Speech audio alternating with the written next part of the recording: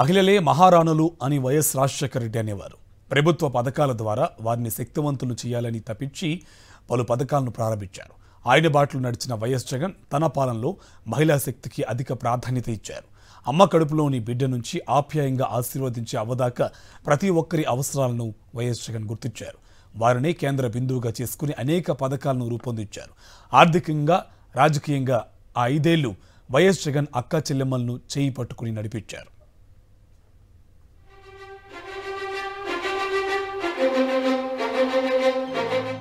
YS Jagan పాలన 2019 నుంచి 2024 వరకు ఆ 5 ఏళ్ల కాలం ఆంధ్రప్రదేశ్ మహిళలకు ఎలాంటి పథకాలు అందాయి, వారి సాధికారత కోసం ఏం చేశారు, ప్రపంచ మహిళా దినోత్సవం సందర్భంగా జగన్ పాలనలో ఎలాంటి మేలు జరిగిందనే విషయాన్ని ఏపీ మహిళలు గుర్తు చేసుకుంటున్నారు.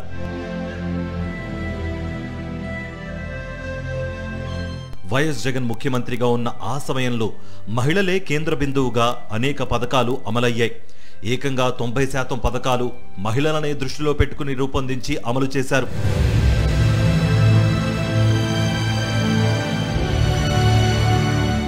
ఆడబిడ్డలకు ఆర్థిక సహకారం అందించడంతో పాటు రాజకీయంగా కూడా వారికి అండగా నిలిచిన కాలం వైఎస్ జగన్ పాలనా కాలం.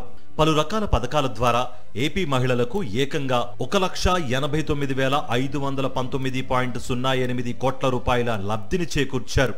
ఇది నిజంగా ఒక చరిత్ర. జగన్ కంటే ముందు గాని ఆ తర్వాత గాని ఎవరు ఈ స్థాయిలో మహిళలకు చేయూతనందించిన పరిస్థితే లేదు. వైఎస్ జగన్ సీఎం అయ్యే నాటికి రాష్ట్ర బ్యాంకర్ల సంఘం వివరాల ప్రకారం మహిళల పేరిట పొదుపు సంఘాలలో 25,571 కోట్ల రూపాయల రుణం ఉంది. అంతకుముందు టర్మ్లో ముఖ్యమంత్రిగా చంద్రబాబు చేసిన మోసం వలన బ్యాంకుల దగ్గర డ్వాక్రా మహిళల పరపతి పడిపోయింది.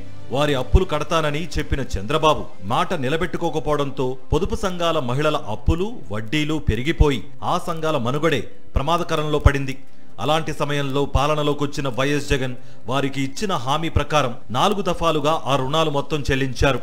దీంతో అప్పటి వరకు ఉన్న 7,98,395 స్వయం సహాయక పొదుపు సంఘాల్లోని మొత్తం 78,94,169 మంది మహిళలకు ఊరట లభించింది. వైఎస్ఆర్ ఆసరా పథకం ద్వారా అప్పులు తీర్చడంతో పాటు వైఎస్ఆర్ సున్నా వడ్డీ ద్వారా లబ్ధి చేకూర్చి ఆ అక్క చెల్లెమ్మల పొదుపు సంఘాలు తిరిగి క్రియాశీలకంగా మారేలా చేశారు. ఉద్యోగ అవకాశాల్లోనూ మహిళలకు అధిక ప్రాధాన్యత జగన్ పాలనలో లభించింది. కేవలం సచివాలయాల ఉద్యోగాల భర్తీ ద్వారానే 63,791 మంది మహిళలకు కొలువు ఇప్పించారు. అమ్మఒడి దగ్గర నుంచి ఇళ్ల స్థలాల పంపిణీ వరకు అనేక పథకాలు మహిళలే కేంద్ర బిందువుగా రూపొందాయి. దేశ చరిత్రలోనే కనీవిని ఎరుగని రీతిలో 31 లక్షల మంది మహిళలకు ఇళ్ల స్థలాలను పంపిణీ చేశారు. దాదాపు 16 లక్షల ఇళ్లకు భూమి పూజ జరిగింది. ఎన్నికల నాటికే దాదాపు 8 లక్షల గృహాల నిర్మాణం కూడా పూర్తయింది. ఇవన్నీ మహిళల పేరుతోనే ఇచ్చారు.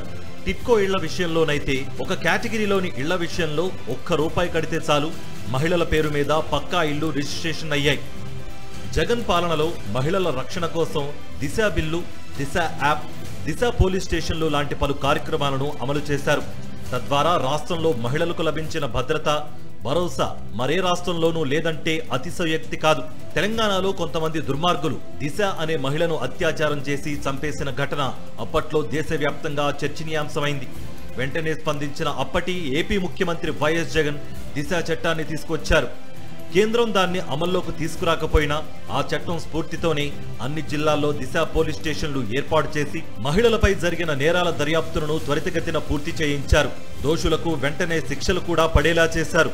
అలాగే తీసుకుంటే మహిళల రక్షణ కోసం పక్క రాష్ట్రంలో ఒక అమ్మాయి మీద అత్యాచారం హత్య జరిగితే అలాంటి సంఘటనలు ఈ రాష్ట్రంలో జరగకూడదు అని చెప్పి ఒక దిశ వ్యవస్థను తీసుకొచ్చి దిశ పోలీస్ స్టేషన్స్ తెచ్చారు. దిశ యాప్ని తీసుకురావడం జరిగింది. దిశ చట్టాన్ని అసెంబ్లీలో తీర్మానం చేసి ఆమోద ముద్ర వేసి కేంద్రం దగ్గరికి పంపించడం జరిగింది ఆమోదం కోసం. అది కేంద్రం దగ్గర పెండింగ్లో దిశ చట్టం ఉన్నా కూడా అందులో ఉన్న అంశాలన్నీ కూడా ఈ ఆంధ్రప్రదేశ్ రాష్ట్రంలో మహిళల రక్షణ కోసం అమలయ్యేట్టుగా అన్ని చర్యలు జగన్మోహన్ రెడ్డి గారు తీసుకోవడం జరిగింది. రాజకీయంగా మహిళలకు 33% రిజర్వేషన్లు కల్పించాలనే డిమాండ్ కొన్ని దశాబ్దాలుగా ఉంది. దాదాపు 27 ఏళ్ల క్రితం పార్లమెంట్ గడప తొక్కిన ఈ బిల్లు విషయంలో ఎట్టకేలకు ప్రధాని మోదీ నాయకత్వంలో ఒక అడుగు ముందుకు పడిందనే చెప్పవచ్చు. పార్లమెంట్లో ఆమోదం పొందినా ఇంకా రాజ్యసభలో పెండింగ్లోనే ఉంది. సరే, ఆ విషయాన్ని పక్కన పెడితే ఎలాంటి ఉద్యమాలు డిమాండ్లు లేకుండానే, ఎవరూ కోరకుండానే మహిళలకు ఏకంగా 50% రిజర్వేషన్లు అమలు చేసిన తొలి ముఖ్యమంత్రిగా వైఎస్ జగన్మోహన్ రెడ్డి దేశానికే ఆదర్శంగా నిలిచారు. వైఎస్ జగన్ దార్శనికతతో వేసిన అడుగులు ఈ 5 ఏళ్లు అక్క చెల్లెమ్మలకు ఆర్థిక, సామాజిక, రాజకీయ రంగాల్లో అగ్రతాంబూలం దక్కేలా చేశాయనడంలో ఏమాత్రం సందేహం లేదు. జగన్ పాలనలో నామినేటెడ్ పదవులు, నామినేషన్ పనుల్లో మహిళలకు ఏకంగా 50% ఇవ్వాలని నిర్ణయించి దీనికి సంబంధించిన రిజర్వేషన్ అమలయ్యేలా ఏకంగా చట్టమే చేశారు. ఇక ఆచరణలో నామినేటెడ్ పదవుల్లో 51% పైగా పదవులు ఇచ్చిన తొలి ప్రభుత్వం వైఎస్ఆర్సీపీనే. గ్రామాల్లో వార్డు మెంబర్, పట్టణాల్లో కౌన్సిలర్, కార్పొరేటర్ దగ్గర నుంచి మంత్రి పదవుల దాకా మహిళలకు అగ్రపీఠం దక్కడం దేశంలోనే ఏపీ రికార్డు సాధించింది. తొలిసారిగా శాసనమండలి వైస్ చైర్మన్ గా మైనారిటీ మహిళ జకియా ఖానంను నియమించారు. రాష్ట్ర తొలి మహిళా చీఫ్ సెక్రటరీగా, ఆ తర్వాత రాష్ట్ర ఎన్నికల కమిషనర్ గా నీలం సాహ్నికి అవకాశం కల్పించారు. మహిళకు తొలిసారిగా హోంమంత్రి పదవి ఇచ్చి అప్పట్లో దివంగత ముఖ్యమంత్రి డాక్టర్ వైఎస్ రాజశేఖర్ రెడ్డి ఓ రికార్డు సృష్టిస్తే, తండ్రి కంటే 2 అడుగులు ముందుకు వేస్తానని జగన్ ప్రకటించి దాన్ని నిరూపించుకున్నారు. తొలి మంత్రివర్గంలో హోంమంత్రిగా దళిత వర్గానికి చెందిన మేకతోటి సుచరితను ఎంపిక చేశారు. ఉప ముఖ్యమంత్రిగా గిరిజన మహిళ పాముల పుష్పశ్రీవాణిని నియమించారు. మలివిడత విస్తరణలో హోంమంత్రిగా దళిత వర్గానికి చెందిన తానేటి వనితతో పాటు మరో 3 మహిళలకు కీలక మంత్రి పదవులు అప్పగించారు. ఒక డిప్యూటీ సీఎం పదవి మహిళలకు ఇవ్వడం జరిగింది. అలాగే మంత్రులుగా 4 మహిళలకి మంత్రులుగా అవకాశం ఇవ్వడం జరిగింది. అలాగే తీసుకుంటే సిఎస్గా కూడా మహిళలకి ఒక మహిళకు అవకాశం ఇచ్చారు. అలాగే ఎలక్షన్ కమిషన్ లో కూడా మనం చూసాం, అప్పుడు ఎలక్షన్ కమిషన్ ఆ రోజు ఒక మహిళకు అవకాశం ఇవ్వడం జరిగింది.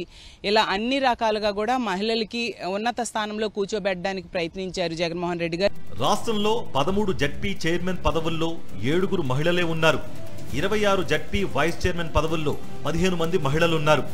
12 మేయర్ పోస్టులు, 24 డిప్యూటీ మేయర్ పదవులు కలిపి మొత్తంగా 36 పదవుల్లో 18 మంది మహిళలే ఎన్నికయ్యేలా చర్యలు తీసుకున్నారు. దాదాపు 2.60 లక్షల వాలంటీర్ ఉద్యోగాల్లో 53% మంది మహిళలే. అదేవిధంగా 1.30 లక్షల సచివాలయ ఉద్యోగుల్లో 51% మహిళలకే కేటాయించారు. ఇలా ఆర్థికంగా, సామాజికంగా, రాజకీయంగా అన్ని విధాలా మహిళలను అందలం ఎక్కించిన వైఎస్ జగన్ను నేడు రాష్ట్ర వ్యాప్తంగా ప్రజలు మరోసారి గుర్తు చేసుకుంటున్నారు. ప్రపంచ మహిళా దినోత్సవం సందర్భంగా అక్క చెల్లెమ్మలకు చేసిన మేలును తలుచుకుంటున్నారు.